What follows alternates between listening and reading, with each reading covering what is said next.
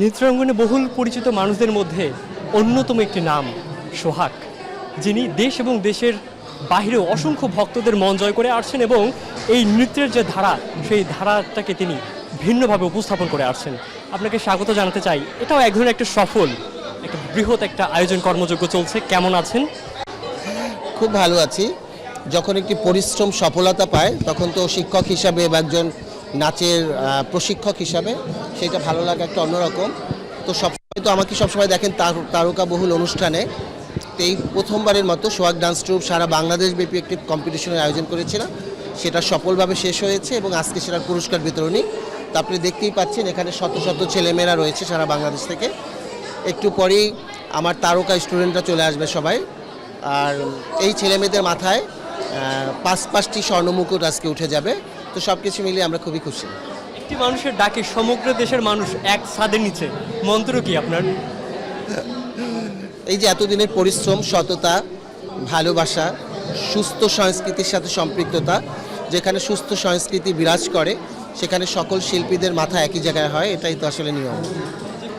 ১০০তে ১০০ তাই বলবো না, সব কিছুরই শিল্পীদের আসলে সবসময় পাওয়া চাওয়ার বাকি থাকে। তবে এই সংগঠনটার অনেকের কাছে অনেক জনপ্রিয়। তো আজকের অনুষ্ঠানটা আমরা মনে করি সফল।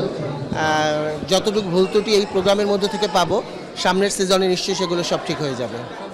আমি আমার গুরুজি যাকে মঞ্চেও স্মৃতিচারণ করব তাকে নিয়ে, আমার গুরুজি মরহুম জিনাত বরকাতুল্লাহ নৃত্যশিল্পী, নৃত্য পরিচালক ছিলেন, অভিনেত্রী বিজয়ী বরকাতুল্লাহর মা।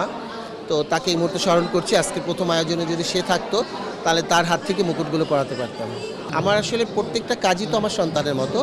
তো প্রত্যেকটা জেলা উপজেলা থেকে এইভাবে সাড়া দিয়ে ছেলেমেয়েরা যে এসেছে, কম্পিটিশন করেছে এবং আমাদেরকে বিশ্বাস করেছে যেখানে একটা সুষ্ঠু বিচার হবে। সুষ্ঠু বিচার কার্যের মাধ্যমে যারা প্রতিভাবান নৃত্যশিল্পী তাদেরকে আমরা তুলে ধরতে পারবো, সেই বিশ্বাসে অর্জনটাই আমার খুব ভালো লেগেছে।